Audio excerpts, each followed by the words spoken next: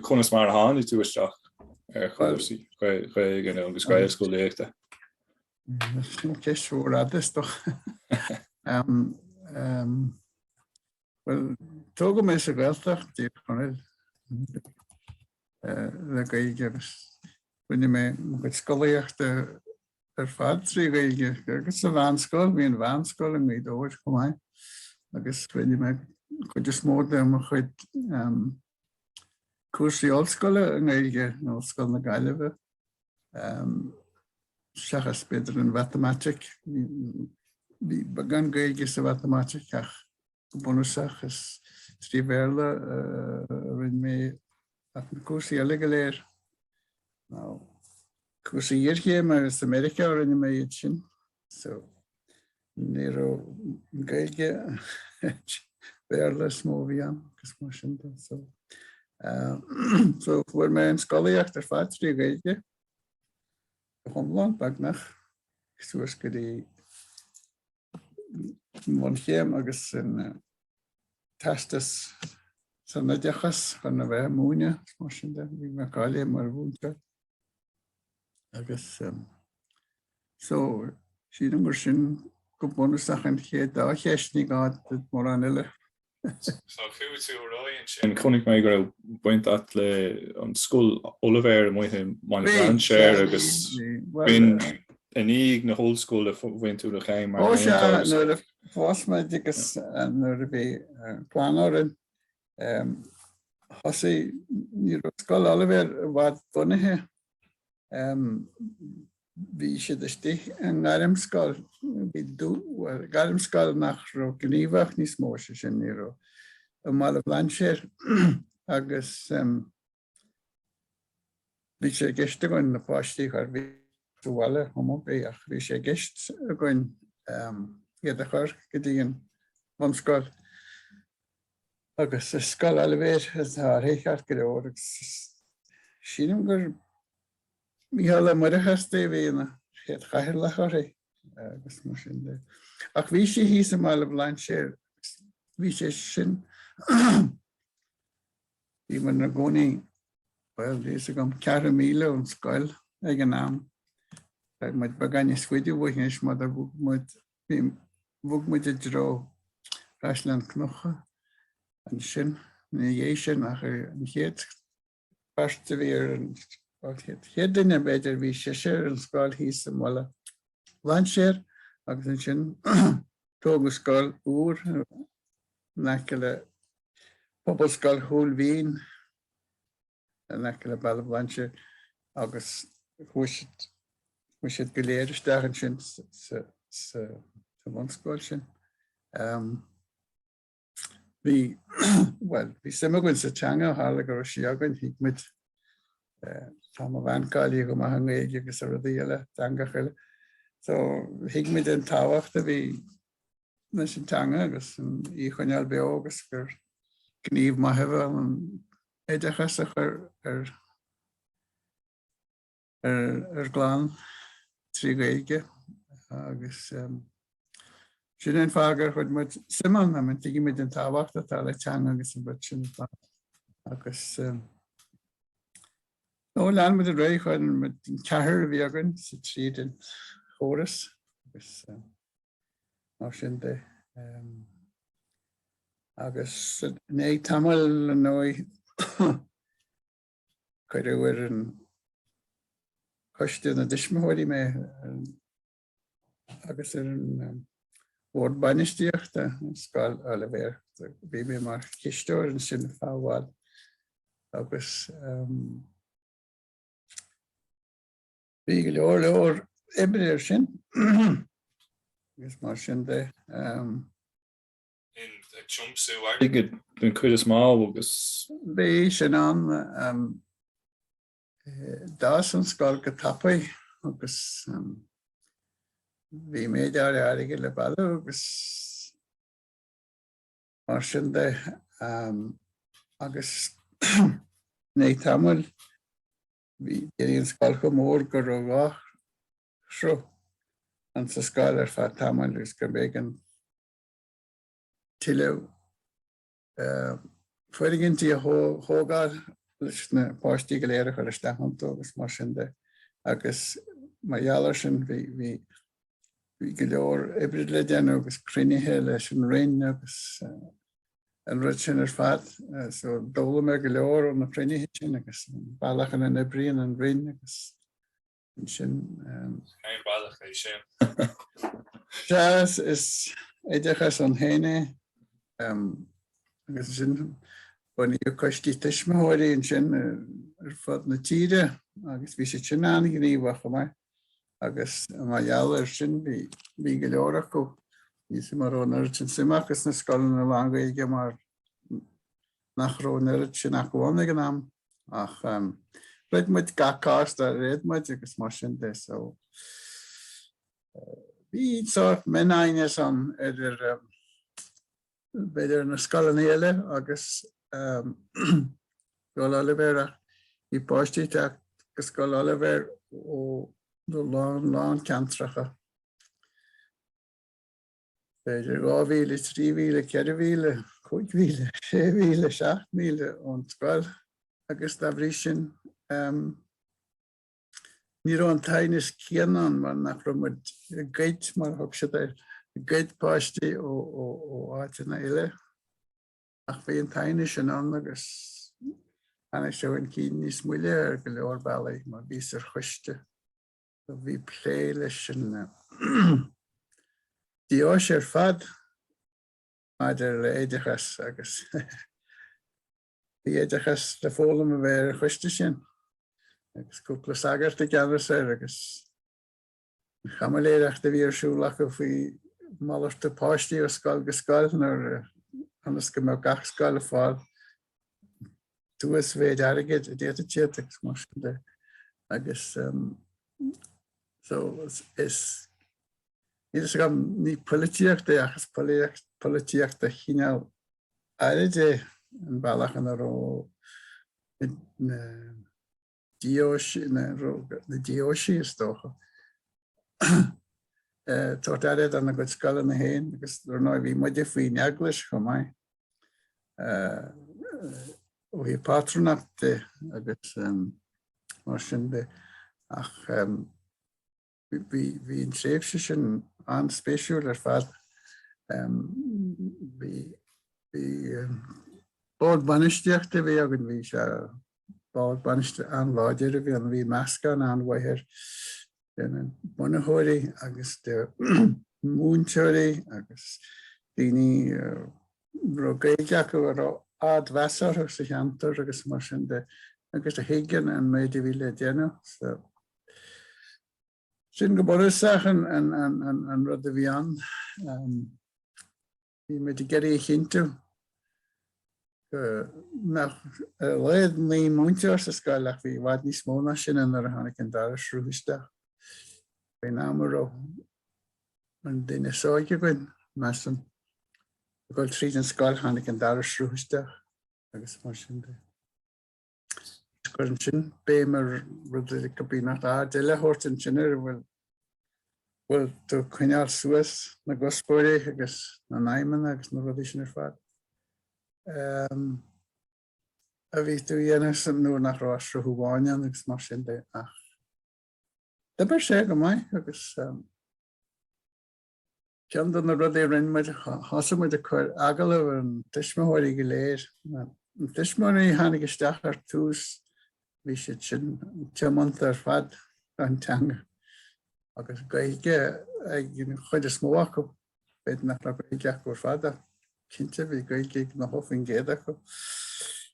Ach dáthraigh sin gan áras nar scapan námtrach bhí ag an scoil agus so ag baint ag an thocraid go gaithí nach ra spáis a goin don scoilnaí go léir agus le bheith cóid gachtrán bhí chosamid a chur agalah ar na tuismitheoirí.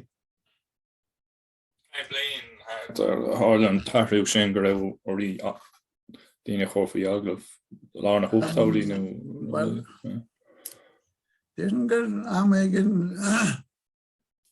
sa chéad le de na ochtóidí beidir Idir a dro the cúig ná the sé na fiú ar revision agus is cuminn am a bheithir na cuistí sin agus tuismitheoirí Chisteoir cruaí agus mar sin agus mar go leor go thuaillis sé scialta go géirí go maiile leis na scoileannaí sin scoil seo agus gur bhfuil le báistí chu ram ach ní donna gur amach na mór a bhí déanta go faoi. Agus chuide sé sin léinn bhí go Luann na haglah sin na aige bhí chuide go méle mar nach go leor go aige.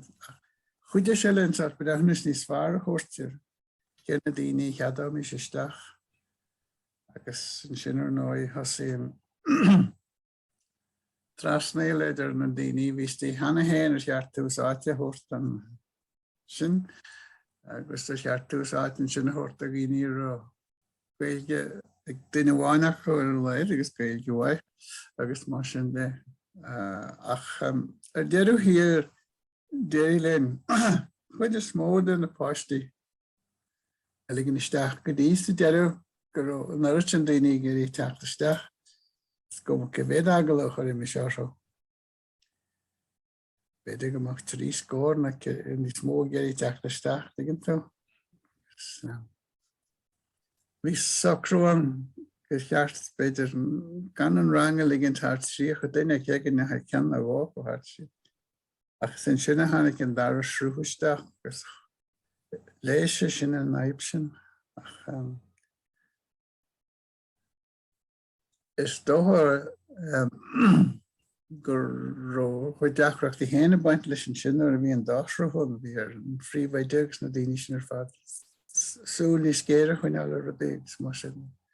Ach déirí leis an scoil bhí sé beagnach ar an láthair chéanna le pobal scoil Chúlbhín, pobal scoil an mhór nó níos mó ná 1000 páisteán ag an am sin. Agus bhís den an úsáid a bhaint na háisinaí bhí an pobal scoil ag bhfuil is nábh agus i gimmart agus nó bhí sin ar fad.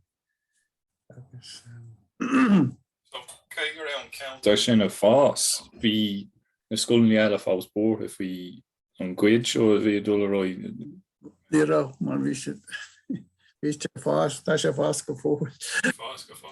Bhí troch bliain. Bhí sé fás go mór sin tógus scoile na móra scoileann ará beidir sé hamra dhéag nó bhí sa ceair seam nó tíocht sa dó seamra ionta. Agus lána go sin inis tá sé well tá sé lethólamh aber mis sé sin bhí nuair a thosaíonn líon na báislí bhí an titim ach thosa siad baint úsáid an sin na seomraí bhí follow le riúirí chuir isteach ionta agus le rudaí eile mar sin. Nílas go man ná na Scoil Oilibhéir sin ar fad mar seans go raibh beidir mo chuid páistí ar shiúil na imithe an scoil ag an am sin ach sin é na bailí éala bhí ag daoine agus fiúáin na Scoil na Béarla sin líonn siad na seomraí bhí follow anas nach lichhí na daoine bhí le Scoil Uachtarán go ag isteach ionta agus bhí sé sin ní hégur sé sin ará ardach go bhach bhfuil léir cad a bhí arsúla go agus an rud a bhí an ótán le seomraí eile seo agus le chúsaí éideachais na híine eile digganta agus tá bhrí sin í ro cuacht ag an stocha ag an stát ná an rinneadachais íochail a chur ar ghlacha le Gaelscoileanna mar daine sin beidir go meach ar bhain chlóstíh mí athrú chlós Gaige agus chlós Béarla bhealm agus an rud sin ar fad agus céad chun na phríomhaideag agus scéal sin ar fad. Ach bhí ar an súla chuin eile an rudaí sin go léir diggin tú. Ach seachas sin is seachas an teanga is gná Scoil bhí gá bhain Scoil bhí an Scoil Oilibhéir agus déirí go an bhhail éta. Agus an sin do réir chéile, well, hí na daoine bhí an déta seoil go colaistú uide, nó Scoil Phátrúnachta sin an áit. Ach chuide chu go dtíana scoil na Béarla. So, sin hatin sé lam an gáin fuair do bhain le cúsaí airgid mar bhí me chuirí an cíine na bailí sin agus. Sé spéisiúil ar plé leis na saghas áitiúla mar bhí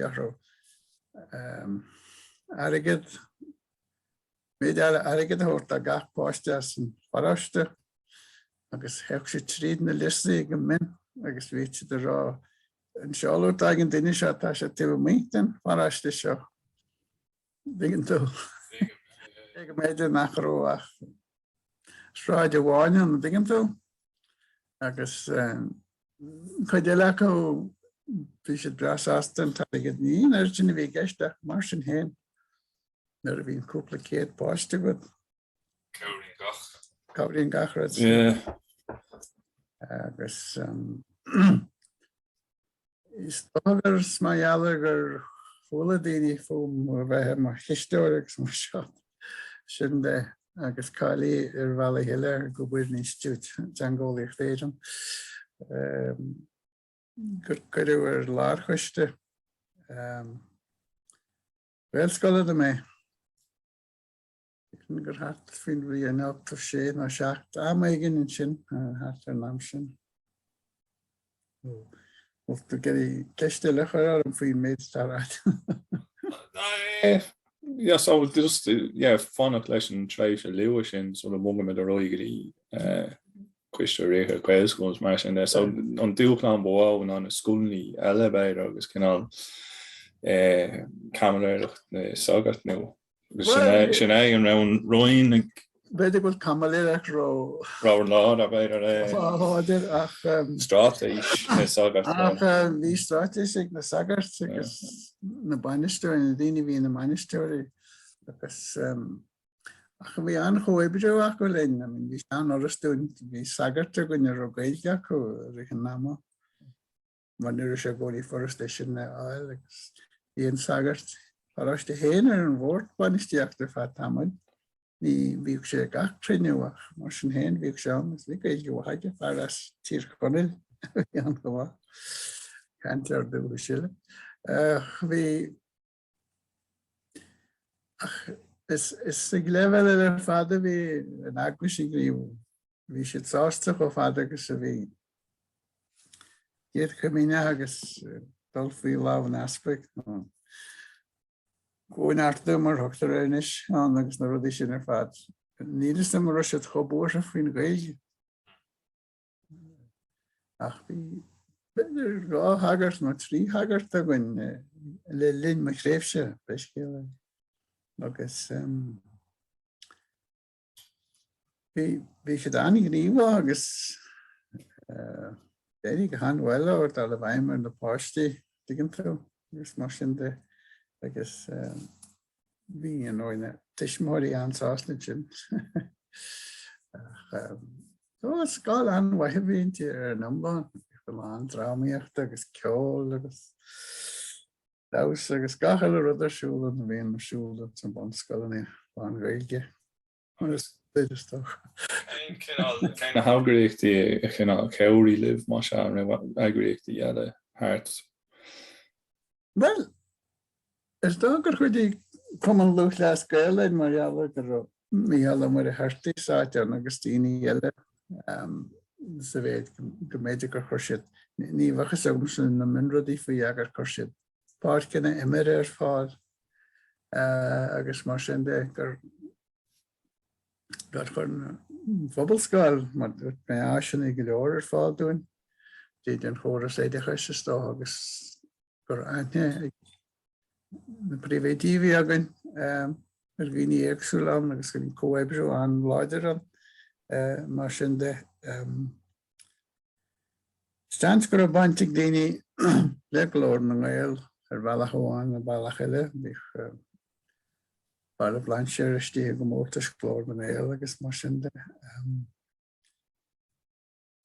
níor mis páirteach an éon chun na créibhacha bhí chun na Gaeilge bhí creidithe a chuid an chunrach ní bhínig agus bhí ceadaigh damanna mar sin bheith ag crunithe cin bbliana bhí ag an Scoil. Agus go minic chuir is duine éigean an chun freastal agus chun tuairis go chóirta reis. Ach nó is mór ó baint go leis na cumann na tuismitheoirí a bunaíodh Gaelscoileanna chun go bhféiteach na tuismitheoirí héana heachla chéile agus brú láidir a chuir aontra rud a rinne siad. Ach bhí sé an deacair a bheith páirteach sa rutin mar bhí sé béirlathe mar féidir mar léidir is béirla slap a béirla smóbhí an nach mar sin hen bhí glóir na Gaeilge le fáil go mai. Díine bhí an tú son a bhí béirla acu ach a hastíí wethú a bheith go báis Ní gá go bheith mar is ó Scoil na béirla hanig siad mar tuismitheoirí ar bhíní bhí Scoil na béirla. Ach bhí muide an go maith ón híomh na Gaeilge de ach céad chud an bheith go bhí an gomráid lei sin agus tá na tuismitheoirí sin bhí an chuachta go tuigintó mar sin de agus sin nuair a tháinig educate together an chun tosaí. Bhí scíal eile an sin bhí teannas an sin an cinnte. So agus tá sin arsúil go fáil daoine gar a gcuint fí. Cén sa san bhíonna tá sa Scoil seo cén dearcú tá chur an cíneán agus mar sin de sin nigé sin teach mu tuigeasteach a bhí bainte gom le Fhorais Phátrúnachta fad a bhana nachmach ar ghaoine an teaspa go bheith acu mar fátrún agus mar sin de. Ach teach mu tuige sin mar tá sin níos móna spéisiúil. So finime go hochtá sé mar se agus nóair nachtaí seach ar an gcuiste réirthe. Cén ráil bhí an sin nó cén na gníomhaíochtaí bhí a buna. Well, bhí bán crunithe bin. Beidir crunithe gach mí níos minice. Fuaidir job an Chisteoir. In cúpla bliain an gcuiste. Tá bhí sin bhí job anmharna thug go minic í smó crunithe ríist. Bhí crunithe mísúil an na daoine is gathart in éireann ach bhí crunithe agrúcháin agus crunithe de chinál eile ag an fóchuiste níos lúna sin agus bhí an Chisteoir a gcónaí láir aige sin mar sin de. Agus bhil bhí gath ábhar a phlé, gath lábhar faoin spéir. Is gar go réir sé thar a bheith politiúil. Rud spéisiúil faoi istáilm nuair a bhíh na crunithe cin bbliana am dúspáide agus mar sin de. Bhíoh rólaigh na múinteoirí an agus daoine mar sin ach bhí róla bhaid níos mó na bunathirí an. Agus bhí sin bhí meascan bide an agus ní ach de réir chéile measam go bhfuair na múinteoirí ó siad gréimir tuigintó. Agus beidir go rud maithbhíonn sa bheith gur thuig sé tús iad bhí conflict roh siad a chuir cospóireagus na bhfuilhíonn bhí na bunathirí an cín go thomláin áspleach ar neidechas agus sin gur leach gur chuirse sin sin go dana ceantar eile ar na crunithe cin bbliana agus nuair a bhíh an bharchuiste le peicú mé bhaid níos mó múnteoirí a réir chéile ná mar a bhí de gine scan na Gaeilgeach agus a bhí páirteach a mna scoileanna agus mar sin de agus céannach bacha mé mór an tráachtar seo sin gur ach sé lora gur an rud agus tá sé níos láidir a bhhaid is sin níidir go bhfuil smaachtaigh na múnteoirí ach bunasach fuair sé smaachtar agus bhí sé ná go léir istí gead chuman agus mar sin de agus níl sa gom chosaí na bunaitheoirí bhí óchan agus na daoine chuir tús le scoileanna mar sin titim amach as na cruinnithe agus mar sin de ach mar sin héana chuine chuir siúla ag leibhéal réasanta tábhachtach beidir suas go dtí deireadh na ochtóidí ná tús na ochtóidí agus dá seans go bhfuil rudí le rá faoi sin go fóil faoi bailach na bhfuair dreamala mas mar grim láirchuiste agus grim ná bhí mrá rialta agus sagart fasta agus bráiseach daoine déta lena bhíhéir ach hitse sin le gemacht a réir chéile ach sin go bunasach gur bhfuil grim ag lecht in na múnteoirí agus lecht in éidechas bunasach sin. Seánach ar fad termach an masan tú an raibh seánach ar fad termach ag an athraigh feallsúnachta beid an chéire ó bheasá. Sa beid nach raibh sé buairse faoi bun. Nithe a bhain le bunú scoileanna nó le cultúr nó ní sin aflé a choirbé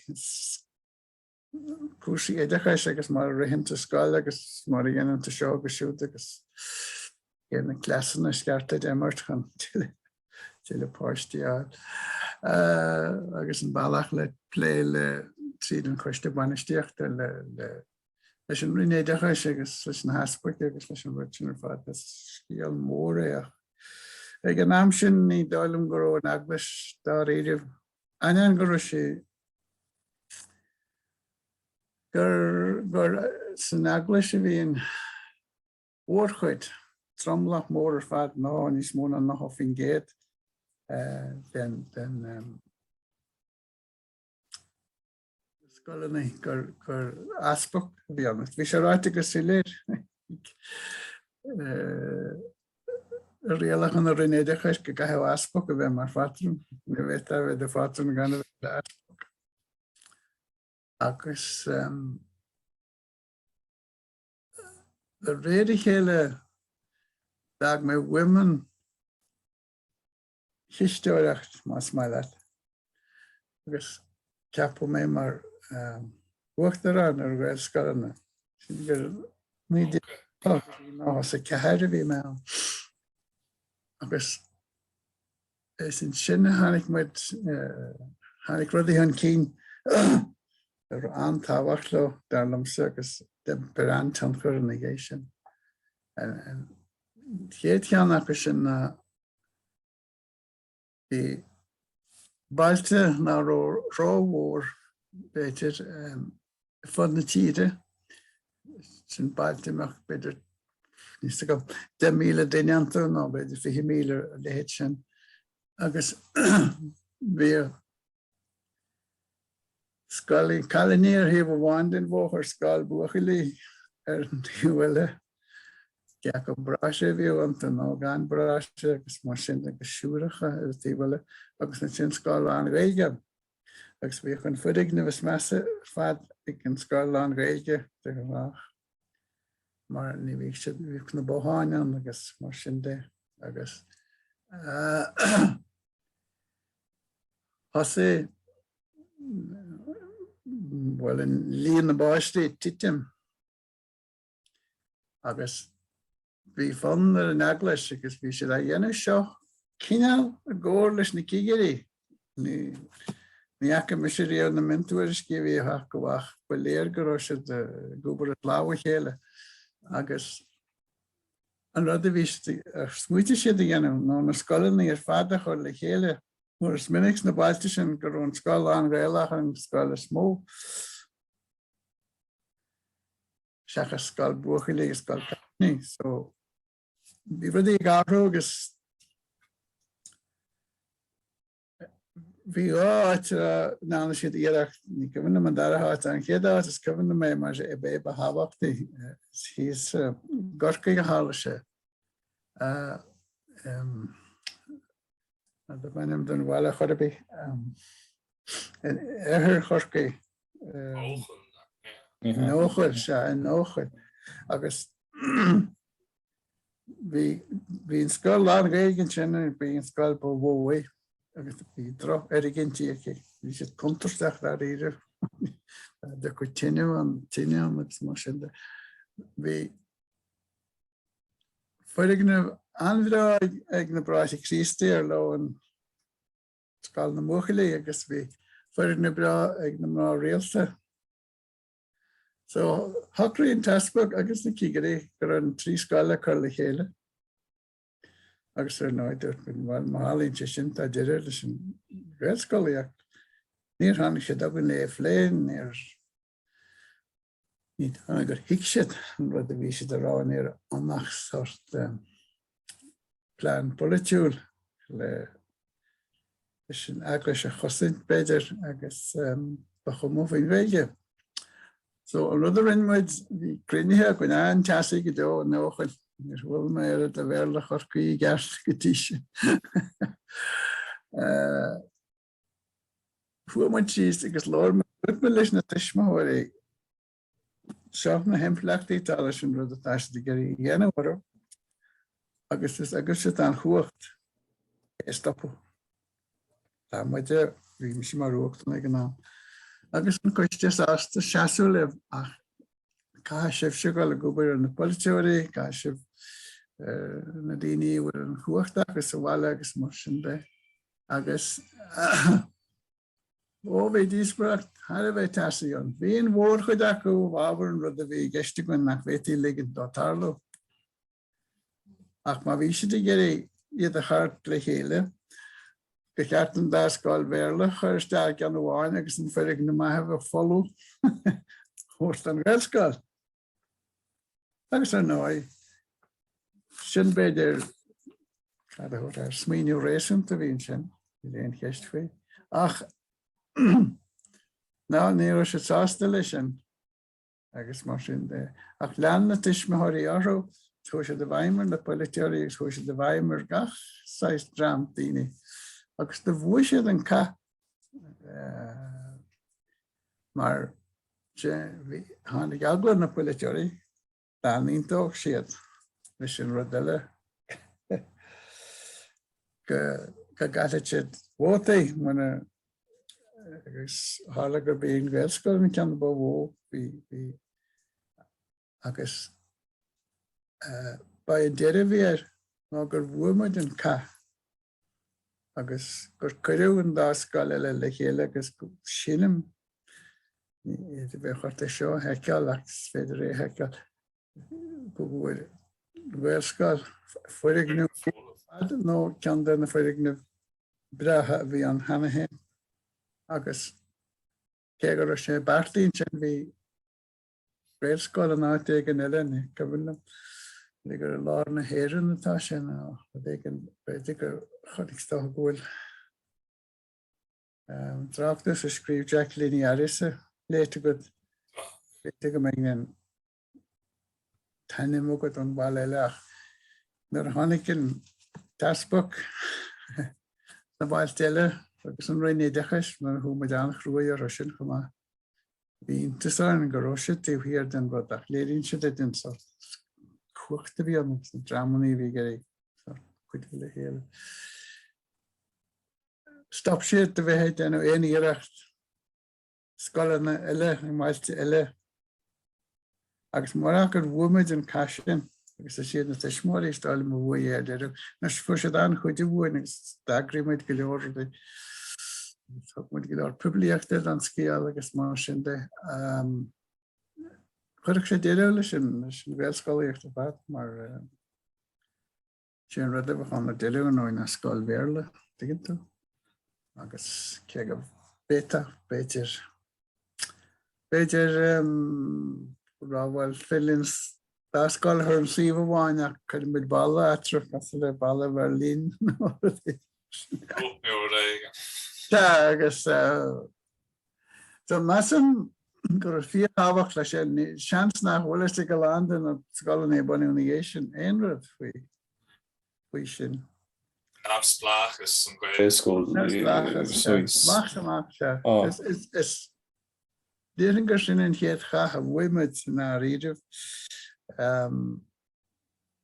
seachas mar de cadál scoil bhhanú agus mar sin de tá go do bhhad an dhéisisin agus neis cuiste geí fás na Gaelscoileochta stop diggin tú trí bheith ráhhail tá áit nuain seo go tasú ar bhaile Gaelscoile bheith nó ar bhaile agus caiisiú na hanim na hálaigh brisin le ná sin í na bailí so is go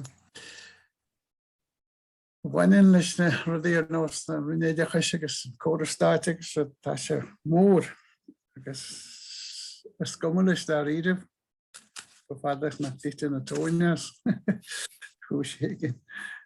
Mas tú céim fá go dascin weithú sin ana like an mhaile sin a chur bhaim nó an stop. Níl is agam seans go tuismitheoirí Gearann na pléann go na Gaelscoil na déanamh ráhaith go sé déanamh andal an cín agus bhí agus hasasa siad a fáil is deiste óscoileann agus bhuiisiid dúisin a bhain le cuasaí ólaíochta agus na rudaí sin ar fad so bhí agus anart go neart a bhuiisiid saghas a bhallast agus go déanamh an scéal sin ar níos ag na pléann agus go dtí na pléann hiarrachtaí ar bhfuil a bhaim ar rinneadh agus mar sin de a léiríonn siad na rudaí bhíonn ar siúil tíobh hir. Nis an darad na hála agus bhí sé níos tábhachtaí ar is beidir na cinnte Luann go tábhachtach. Bhí bunaíodh Gaelscoileachta agus bhí fear bháin sin na suir bhí na chaithirlach agus bhí sé gúbarte níos teachtóidíochta sin gorca ach bhí sé antamanta agus fear láidir a bhí an na fear mór a bhí an agus dúirte nach raibh sé go le ghlacha le aon aspa mar patrón an scoil. An Ghoirt Álainn nach ja. Se. Bhí fáibh mhór sin an. Bhí an rinne dechas trí na chéile mar ní riamh ní ráithre siad. Níor bunaíodh scoil riamh gan aspa a bheith an. Agus dúirte rud eile níl muid geirigh mé tá muid geirigh ar scoil nach mé dhéon chréide bhaintí a bheits a scoil seo. Gáil idir chréidfa. Agus níos mátar nó trí beidir é sin nó cearnaí éitina bheith bháin chinnteach. Thuaimid isteagad íon rinneadachas.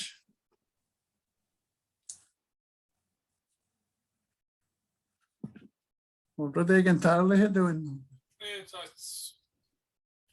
Is feiglimsa go close á go fábhail. Get me doing the mesh up. Yeah.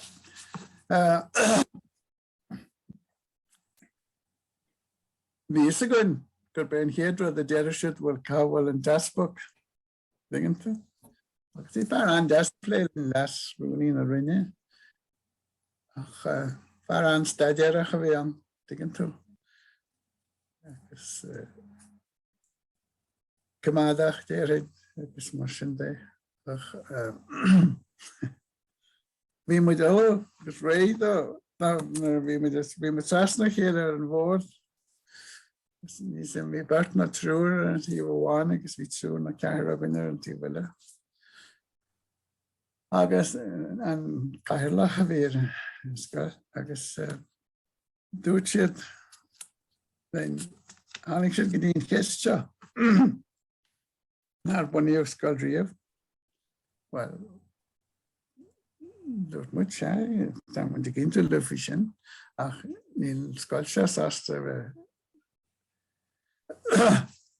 níl Scoil héin sásta bheith am gan patrúna bhean ach níos a geir géin sagart agus a Scoil a séadmheach a bh agus ní raon níos nar mán Scoil ní a séadmheach chuir a bhís tíir an am sin ach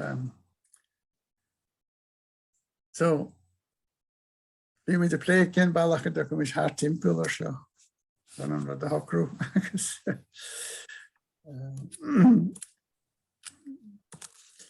Úte len dat go mis níos le rud éigen go méid ag bréite den á mar te sásta leis bhil dat met bete mis gáil letíhar fa lehuiir a chlik met si gahuiir a chlik.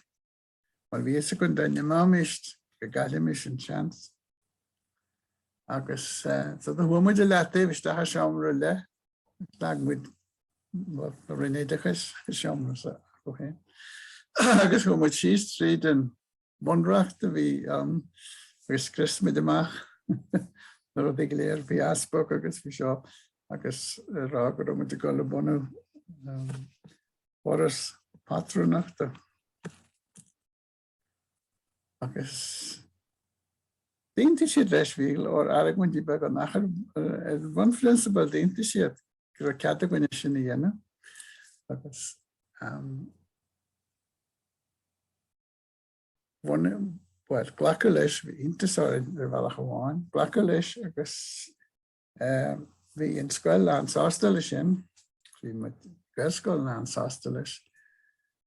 Agus begin tú amach le sin agus an Fhorais Phátrúnachta seo bhunú agus ní bhíon tú aige leis an áit mar sinna legan rialú agus mar sin de gan aige agus Gaelscoileanna bheith agus sin an bailach an bhain tú aige. Ach tar réir a chéile buna mí dé agus tá sé an bhil is dóilm ó bunaíodh é seo heiceil ní donna gur bh Scoil amháin bunaíodh a bhuiiste faoi na haspairt agus tá Scoil sin amán luath agus bhí sé de ligin dar a bhain ar óisteach faoin Fhorais Phátrúnachta Fhorais Phátrúnachta seo úr a bhí an ach sin agus nim téan Scoil a bunaíodh bag na háchain nach ne ha isteach faoin Fhorais nua Phátrúnachta agus bhain sin prab am Luann as cuasaíoidechas sin mar thug sé cuacht an Fhorais Phátrúnachta bheith láthir ag rinneadh bé stáit nó sin rinneadechas nó rud a bhí pléann aon rud ha cuireú agus bhí muid acu chuma ag na bilí éagsúlaidechas ag scafrad a bhí tála agus smaeall an Scoil sin agus duine bháin sin a goscaigh bunasach a déirlíonn an córas a bhunú agus tá sé an hain tá chóras hénig in is agus tá rin daoine bhí rin daoine Gaelscoileanna agus bhí mé báil bainisteach an Phátrún sin ar fáhád go mai agus a taistil ar fud na tíre mar bheith na cruníthe goin hís a Ghoirt ar chúiségin. Cuireann ó chonig me na cábéid ag lú mála nó áta ag nó gaisiil mún agus nólas éile na háitina sin ach an rud a chuir bhain ní go chuir sé intasáil na stagar éiríonn tasú gaisiil ach na Scoil na fadna bhí an dí ruise de geirig éon aspach. Sin an cé ceis eile bhís chuna chóirlaigh bhí intasáirí go ghlachu leis an mula an bheith é sin a heú fiú lána thuchtáidí nó bhí rud éigen treéis cléichlús na nágadí nó rud éigen ra. Well seo tús na nágadí seans go bhéta a bheith sin is deacra tú mar thosaigh an chóras Sta go hasí rudí a tarlaach rodíine rála héin mar cin fáhfuil si de teagas na rudí seo dún neglis agus iad éine déanana rudí eile agus gur léir go bhéit examar bíhinn rud a ré seachas na deascan átha go léir a bhain leis a cholína ach agus nar gágamach áfici go háir le haspach ach sin córas a buíoch stocha díreach in é. Bunú na man scoil na háartarach teagtra hín mar ní éit dramar béal ní réon dramar annar a smach dacu ar náte le gacha neglis. A chum eile sin bhí cead i gachscoil cíneál scoile teachtasteach déad a bheith a scoil chatlacha bheith chuirta sin ará sin Fhorais Phátrúnachta déad a bheith a scoil ilchreidmhach ag déad a bheith a scoil idirchreidmhach agus tá sé sin an le cíneál a héagsúla goháin sin cín chatlacha has stocha smó go fóil agus an sin ilchreidmhach sin agus an sin idirchreidmhach sin scoil na múintear well te go nó scatlaí nó agus na héireann nó tá méid tá chuid an scoil na sin an agus tá céirí go maiile ní léon deachreachtach go leis agus mar dúirt tú hain beidir go ró méúna naoine garú cinnte go ró de réir chéile agus a hála gur tuismitheoirí óga bhín tá chuid is mód an tuismitheoirí ní bheith chun seanbheónach go bhí chatlaíochas agus an rud sin ar fad. Nes sílim gur chuir siad clása léigen isteach mar na sé an hena héin. Mar bhí muid is súil go acu na scoil na Labhraíonn bhí an bribh sin chuid is mó acu stáilm gur ná iad ar fad beidir gur scoil na chatlaíocha bhíonanta. Bit docha siad isteach faoin Fhorais Phátrúnachta ach rinne siad an scéal cho casta sin. Digantá, nes beidir ná a fónar a bhí sé scéal an chasta ar fad. Agus bhí na múinteoirí go mór na chuine. Agus is cumann me héin agus dair. Bhí muidig crinneamh. Stí lá na carthacha igen an bhfuirmid le múinteoirí bhil a clia na Gaelscoil agus bhí sé crinneamh bag na ó fíochuir agus rom mé an riamh. Fóibe bhí acu leis. Ní is an fibestí an intíine rá bhil caiimiid na bhís néon stuff sear fada bhí sa bhain go láidean léamh digantú. Agus bhí na haragúintí acu. Bhí siad an agrathe caiime rá ach ní sé de géirí áthú. Bhís rá bhil cad a hálas dúine agus cad a hálas dúin mar faoin aspach tá seo go siúda goin digantá. Agus bhí cuid na múinteoirí bhíháin ar an guiste lárna a bhí Gaelscoil na bhí an éidean. Agus is aisteach bhí rindaoine eile bhí an múinteoirí agus Uachtarán agus daoine mar sin caile agus ar san Fhátrúnach nua agus an sin a réir chéile fiúháin na múinteoirí sin beidir bhí páirteach an bhí sé fion go leor an aragóinte bhí acu. Bhí sé grána go leor go mé. Ach Diime siad ar an taobh ach cinnte diime siad an na múinte bhí acu. Is rud cad chumann a sé bhí an tíann go bíonn cad chumann a bhí rála bhfuil má tá sé fiige na ceartata go bh chosaint agus mar sin de bardaí fannacht ach gur cuma bé ní ro sé forrestan sin. Dámar rud gur scoil le géirí amach an Phátrún na bhí acu chaitead cad an Phátrún sin áil chaitead an scéal ar fad a phlé leis digantá agus bhí go leor ná agus an álan agus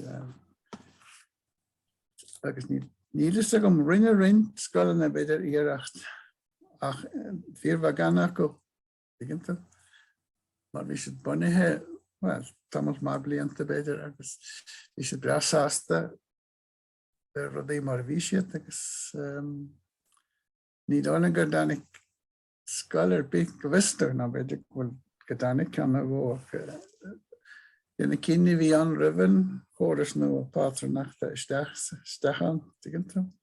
Sin daint siad an ach dá me haigéir sin íana inniu, ag sé bhaid níos fosa dhéana.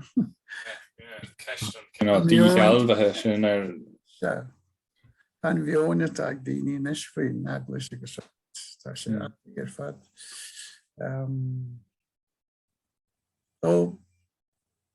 Sin an átar ó Cíorann idir leas na haglas má bíad ó féin go meach na deasc nach a creidir agus ornaithe agus bud sin ar fad.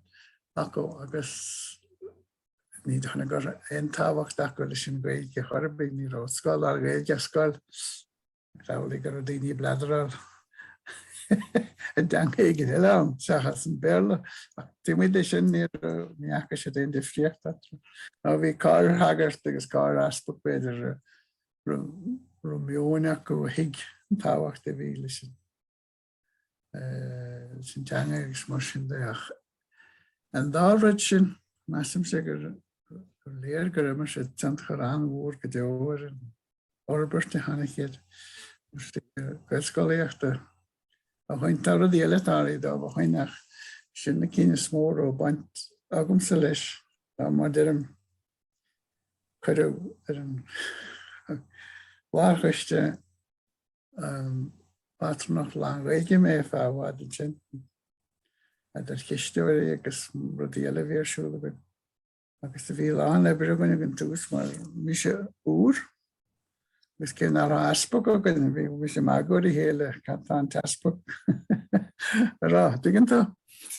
Agus an sin gachail le chúpla bliain bhí nach coiste tuiginnta. Agus ná hosaí na scoil na gáthú ní gardú, ní na scoil na gardú.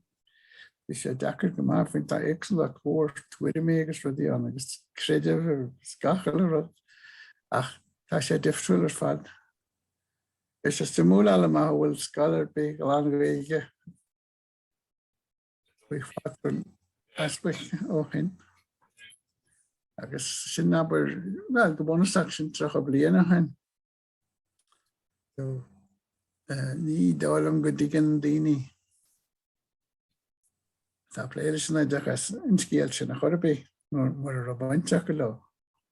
Ná man thuúla si in éigen stocha mar a bheits chuit rudí fáil sé agus ní gom bháile Jacqueline rud a ailsiú. Scríb sí fadóach ní dána gur ail sí. Sína sé ganas ar cág so mé seansacha. Ach beidir go bhrá sí bhí sí páirteach an na landa, ní anar fádach bhí sí páirteach an rudí sin. Agus má tá glúiseach Luann réil gan agus seans go bhfuil níl sé soiléir beidir a bhínig cabhfuil lár na glúiseachta sin cétá naine sa bheith a hamáint. Mar gás na scoil eile détar agur bé na aglaise bhí a hamáint. Agus na aglaise ligantá agus ach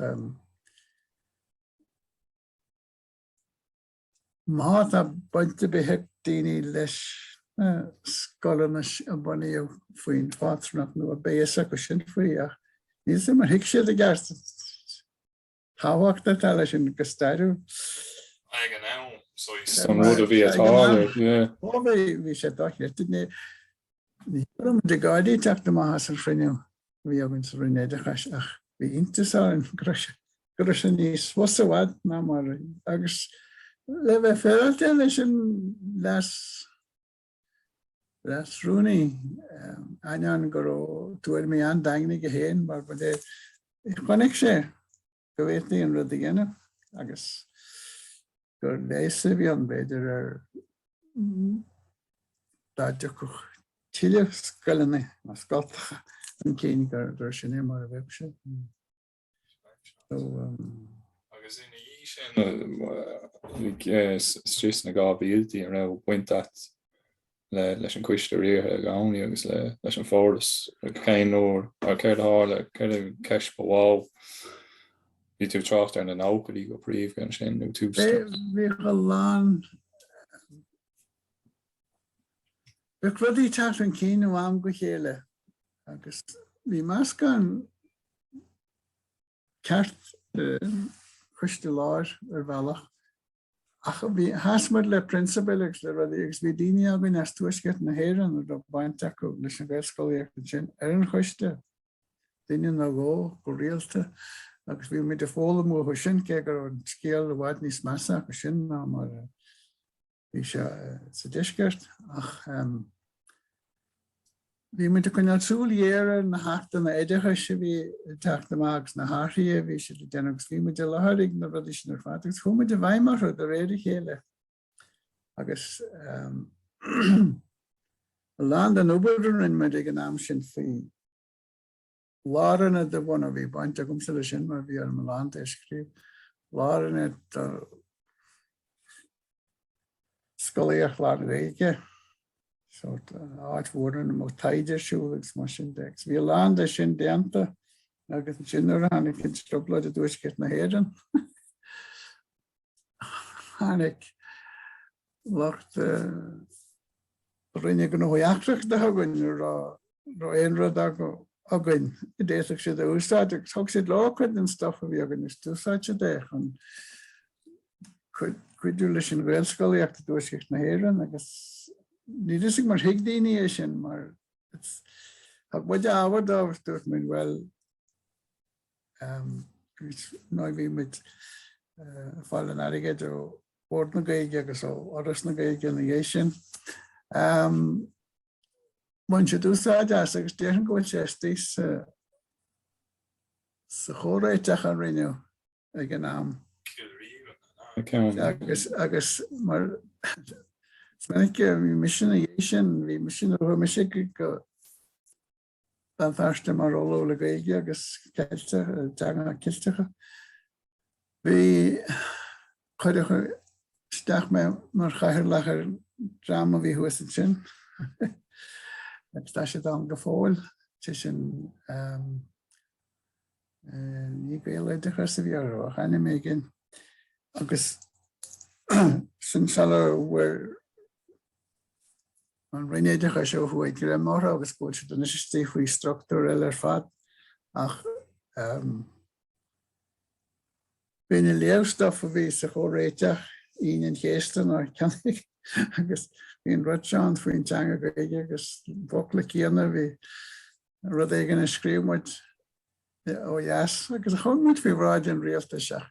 Ní sam a bhíigh na hadaí éidecha si bhí anna go nám sa scéal.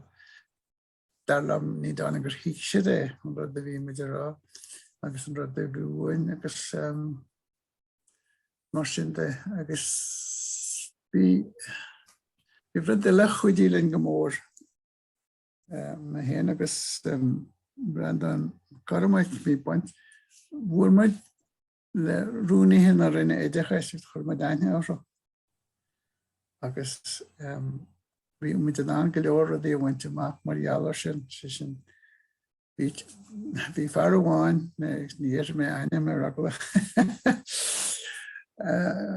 Fear mai ar sin a rúnaí agus níor muid an chuine eilais maithne óg. Ní rás goin cén chúise bhí leis mar ní cáile agus bhí sé is fear bhí an ná rásúil gomeach sé go deád na rúnaí ar chúise gin. Bhí sé réithir an taobh mí den rás ach gléomhfuid agus dúirt bud leis bhfuil nílta gur freagar a béir na litreach óna hen baidí bheith chu litreach agam just am móha. Well, kent waar veel kinderen higgelen boelen laat wel dat je harte lijn schacht maar in de BP moest als de woord moet les koppelen call café na tegen de laar na kasach om het zie als Coireann seocha dhéanamh siúd dhéanamh agus gan seoch agus gan siúd eile dhéanamh agus bhí intastáin mar agus ar chúis sé an déirí go handrálan an igéis sin chlímuid leis na is dála nach raibh sé geirí bheith fáil litracha agus riomhfost bhí an le an Luann, digantó, gus gaiste iad a léamh agus gur bhfear siúmáid bud an garéid digantó. Agus is tóchar bhealach beid an athraigh muid hain an córas é de chaiseach san bhealach an bhríonn sé. Ní bhríonn sé go siimplí go bhfuil leat al isteach agus lót le é agus go lót é le bí agus suas stair agus nuas ríd. Ach Réite sé sin chuid bhaid na rudídam, gus casú an fear sin orm láháin ar Nitzeland. Bhí me sé go dtí an Astral, bhí me go Abu Dhabi. Bhí sé an chuideach sin ar chuideachta. Agus sa bhfuilta go le múniú. Idirchas san na jam seo táidir teachna me go crinne mór táhachta an seo. Na bhí sé éirí asig an am. So bhí cáilir. Ach go persanta an aithne persanta chun muid ar réine. Ar hiagarí a réarthóirí sin ar a chuidí lein andal an céine anam agus seachas a bheith seachant nó las go tred lo nó garagónt lo. Aithne chur go bheith ar cén sortíní agus mar sin de agus bhí sé an choibríach nóair chanig siad nach muid an chun siad a chuir ar sa bost nó Bhí sé sin is dána go idirchas an héana bhíonn sin ar bhealach. Ach nó déirí chumá sin leis an Fhorais Phátrúnachta agus hosína Scoileanna preabú ríist mar bhí sé na ochtóidí bhí sé de preabú son talamh an áit agus bed na sé go heagraíochta sin ag an tús ach an irid ach ag an deireadh nuair a bhí siad amana bhí an agardan agus teolas agus an tábhar ar fad a bhí teastal ré agus an óda agus an agar anas nach bhéadú intaine sort póldach ar an nach fiúáin tá séirí bhí sé déir is leat bhfuil bhéadach teachtasteach agus déir siad ís tá cúpla rud an seánis agus barlinn na dócha amach iad. Go méidir a principal na me seásteach mana dógann seo amach iad ní rathaigh an rud chuin cín. Mar tá duine éigean bhí éadam rud éigean ní agar in principal chuid na rinneadach is buin leis an rud persanta agus sé sin an agus sílam an dhé sin well bhí nuirtin rud é le déanamh gomsa. Béisceile mar dúirt mé leat mé a thuaidh bhí me istí sáte sa drama duine bhí plé leis an bhfuil idechas a chur an cín agus déirí thar bar lá sin chumáid. Agus bhí siad fómí i gach drama fólam na chéile chanig na daoine hanig in arné hanig siad na bailí éidir bhí agan agus mar deirtu éon gur intas ríine go éirí linn chur a bhéim mar sin a bhaint amach. So bhí cáí breú trasteir an ann. Bhí go go láidir go maiid agus tá an córas a thuaidh tá sé fiosá go mór ach tá leigíon go maiid sin. Agus tá rudaí polítíocht an sin nach bhfuil polítiúil sin nach bhfuil an bhheasa chur a bhí. Gus bíon daoine de bhlocail agus ní bhíon is agat tuige nach chéan fá agus ní hagann siad fád a just tíach pamheón eisteach go de go. Tá bheith go leir bainte gom leis ús go deireadh agus is minic bhí me tí stormont an plé le daoine sin a bhí ag Gaelscoileí ástú agus daoine eile agus bhí na stát seirbhí sé bhí meoin oscailte acu mar sé rud a bhíte do bhla is tá nó se tacht thugannecht ba bhfuilinn bhaba go déile leis digantá. Ní léon cé méid bhfuil aber bheonháin gon fi an món caiin bheon se nach digantá. Tá televísí mar agus barlinn gomach an rite agan bheras mar der siad agus chu sin intasáin tu sin bhfuil mé na bhán daoine ar rúnaí well in a ranna éagsú stáit is go cén ranna agus cé nach mór an gaige chuideú agus go ige bhear chuile. Bhí a gcónaírá le bhfuil tá muid gur on córa seo bhana córas astraáin agus córa seo bhain le takeíar tá scoil na an gaige. Bhí sé sin go léir leis lig deanta agus táis go ducha sé amach a ríist ach ó hús go déir tá scéal a baint leis an ruteach mar hín anteach. Tá sé dechar é le géin sin mar beidir in bailach a bhecin duine bháine an bailach a bhecin a duine le. Kein rol a bhí at go dtíirich an sin ví nó ví tú fustí in ollscoil na rín a ví tú play leis cuasa stormanta na. Mar cinál toirár agus sanolí. Sé chuir a festarm mar me si rá Cam daoine cheappa muid a pléile Ulster Scots mar go bhí si sin an agus bhí daoine astraáirí le cheappa agus bhí astraáin leach scrúdaithe agus bhí mé go leor Chisteoir agus tí muid an follaíocht bhí sé go bra ach nar hagann follaíocht a gceiste. Bhí DUP éon réir se sinna chuistí bhígus do blocail nachrad agus ará le áhain í félinn lecha lei sin mar bhfuil se chun ar dhéanamh don oltais. Sem a gine an altas gus ní féidir é dhéanamh don oltais mar níl na takeíochtaí Gaelscoileochta agus folklóric rud é le an oltais atá ag an Gaeilge ag siad é sin agus tá bhí sin bhí sé spéisiúil bheith sorta cuidiú lo ach ar nó an dhéar bhil fearste tá sé an bheo maidir le Gaeilge agus tá sa go héin an sin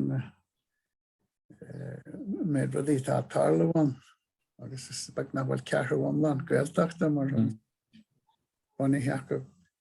Tá meóine ar fád acu seachas an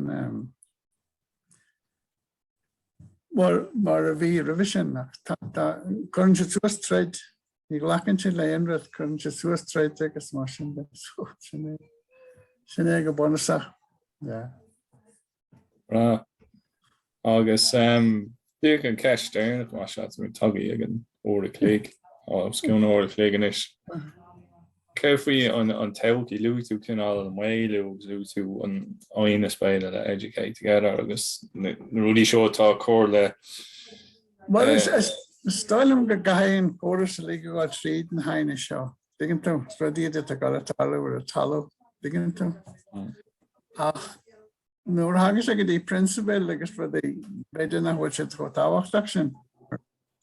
Is drama bhfuil smaointe airid acu bhain le aic me áid sóisialta bla bla bla. Is sin bheon sin bhfuil agus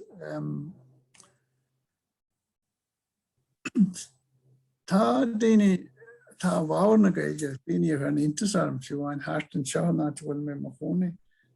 Bach daoine bháin ar a chun agus bhain chéile go bhain néadmegus ní cúise bí leis. Rud éigean dólam siad an áige ná rud éigean a bhí daoine ráló ní léon bhile Gaeilge ní bhfuil éon jab agus sin daoine so tam cétí daoine bhfuil fá jaban an is mar sin is tá gachrad atá talú an Gaeilge áthíonn sé meón na naoine. Fiú an daoine ná bhfuil bainte bíach ach baininn siad bhfuil cúpla céad daoine go buí hása. San Eorpa tuigeann tá déanamh Uachtarán tá rud éigean eilinn seo go bhain ná máil my institute an le cuasaí óileachta agus gachal chúsile when le technoliacht agus mar sin de trí aige ní go branta. Mai an bheon sílim agus ach bíon áta gcónaí bheith fáide ród bheiceú an seansa be go na daoine seán is nach Cumar go dochar bhéanta an ála go bhfuil si gobar faoi hallú faoi hallú a gcónaí an agus mar sean dachar dahunas a hóta na politeoirí agus na pártaí politiúil agus cad a chréideann siad agus cad a dhéanann siad agus leanann an méid a dhéanann siad an chréidiú minic nach leanann. So sílim a gatin an bheon fáileáin go leor ach sílim sin technoliacht an iscúil rudaí eile scapú déirhin. Agus is am meas den íní ógus ótá sé be chuideach go níos múna ógan is beidir go da head na da a chuig a gomprad is an dramar fada tá 3 scór bliain ó ceir scór bliain mar sin. Agus tá éide ar fad go agus sinna go méid tean gur bhhaid níos móg na daoine as tír eile gáil America agus áteach atá fólam na gaige. Tean gur mór ag ar ghaoine. Ar bheann na éine. Tá sé tí an gaige ólam ceir fána tréad a linne ólam. Dginn tá bagáiste a gcónaí an. Tá. So brat mé sin nó bhí mé mún America áfiú, bhí sé bhd níos éisce. Bhí sé Americaní a bhúna tá. Ní chuann siad ceist faoine. An ceasta go. Tá sin é. Dá go mí má scuile mé ag do chléann thuúin sin. Tá siad a techt.